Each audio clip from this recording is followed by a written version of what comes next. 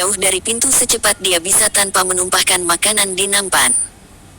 37 Dengan upaya keras, dia akhirnya mampu menahan desakan cairan pahit dari perutnya naik ke mulut. Taro tahu dia harus membersihkan pondok itu sebelum menyajikan sarapan. Itu berarti dia juga harus membersihkan sang penghuni pondok. Sesuatu yang tak bisa dia lakukan sendiri. Di tangan kami ada terompet-terompet kecil.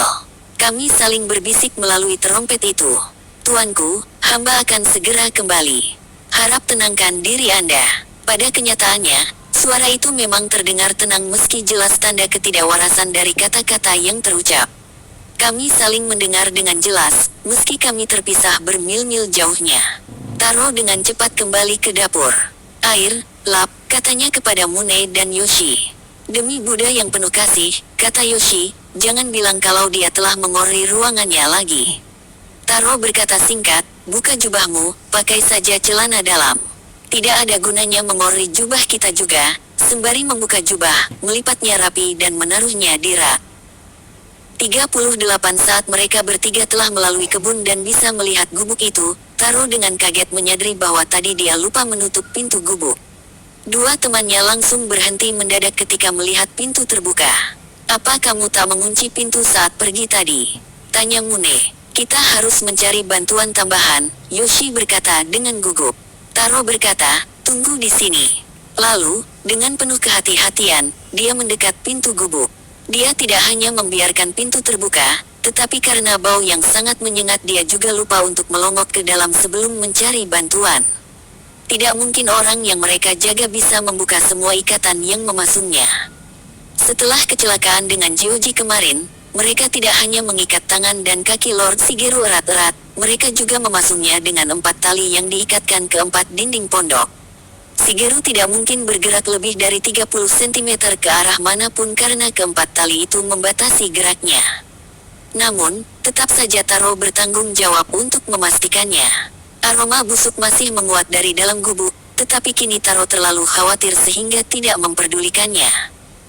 39 Tuanku. Tak ada jawaban dari dalam. Taro dengan cepat melongok ke dalam dengan hati-hati, berusaha untuk tidak memperlihatkan sikap hendak menyerang. 4 tali pasungan masih terpasang di dinding, tetapi Shigeru telah lenyap. Mengendap-endap di dinding luar di sisi pintu, Taro mengintip ke bagian kanan dalam gubuk, lalu membalik posisinya untuk mengecek bagian kiri gubuk. Gubuk itu benar-benar kosong. Beritahu kepala kuil, kata Taro kepada Yoshi. Tamu kita telah meninggalkan kamarnya. Sementara Yoshi pergi untuk melaporkan hilangnya Shigeru, Taro dan Mune berdiri berdekatan dan memandang sekeliling dengan gugup. Dia bisa saja keluar dari daerah kuil dan kembali ke Akaoka, kata Mune. Atau bisa saja sembunyi dimanapun. Sebelum sakit, dia adalah seorang ahli menyamar.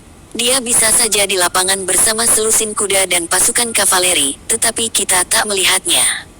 Dia tidak membawa kuda atau pasukan kavaleri bersamanya, kata Taro.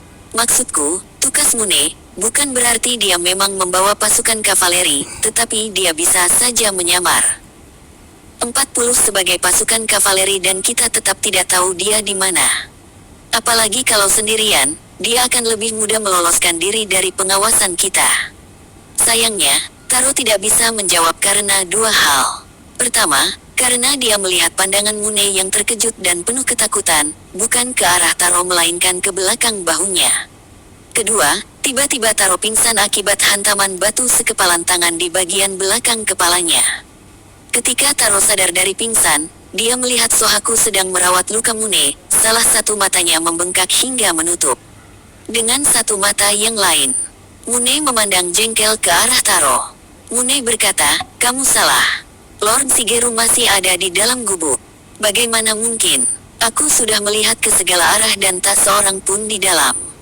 Kamu tidak melihat ke atas, kata Sohaku mengecek perban di belakang kepala Taro. Kamu tak akan mati. Dia bergantung di dinding di atas pintu, kata Mune. Dia melompat keluar saat kamu membelakangi gubuk untuk bicara padaku.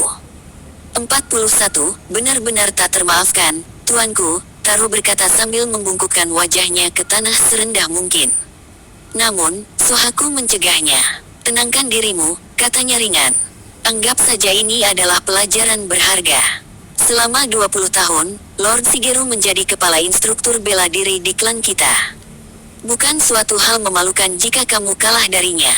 Tetapi, hal ini juga bukan alasan untuk tidak mengakui kelalaian. Lain kali, pastikan dia terikat erat sebelum meninggalkannya, dan jangan lupa mengunci pintu. Ya, tuanku, angkat kepalamu. Pendarahanmu makin parah dengan menyembah seperti itu. Dan panggil aku Rahib, jangan tuan. Ya, Rahib kepala. Taro lalu bertanya, apakah Lord Shigeru telah ditemukan? Ya, senyum Sohaku begitu kaku. Dia ada di ruang senjata. Dia punya senjata. Dia seorang samurai, sambung Sohaku, dan dia ada di ruang senjata. Bagaimana menurutmu? Tentu dia punya senjata. Bahkan, dia punya semua senjata dan kita tak punya satupun kecuali apa yang bisa kita usahakan. 42 Yoshi datang berlari-lari, masih mengenakan celana dalam, tetapi sekarang membawa engkat sepanjang 3 meter yang baru saja dipong dari rumpun bambu di dekat kuil. Dia tidak berusaha untuk keluar, tuan. Kami telah menghalangi pintu ruang senjata sebisa mungkin dengan balok dan engeng beras. Tetapi, kalau dia memang ingin keluar, Sohaku mengangguk. Di dalam ruangan senjata ada 3 bubuk mesiu. Shigeru bisa meledakkan halangan apapun. Bahkan, kalau mau dia bisa meledakkan seluruh ruangan senjata termasuk dirinya sendiri. Sohaku bangkit. Tinggallah di sini, katanya kepada Yoshi. Rawat teman-temanmu. Lalu, dia melangkah melewati kebun menuju ruangan senjata. Di sana, dia menemukan para rahib lain berjaga di depan pintu, semua membawa angkat bambu sepanjang 3 meter. Bukan senjata ideal menghadapi seorang ahli pedang, yang meskipun kini tak waras, merupakan salah satu ahli pedang terbaik di negeri ini. Sohaku lega melihat anak buahnya mengatur posisi dengan baik. 4 orang berjaga di belakang, dan 3 tim masing-masing terdiri dari 5 orang berjaga-jaga di bagian depan. Jika Shigeru berusaha lari, dia akan muncul dari bagian depan.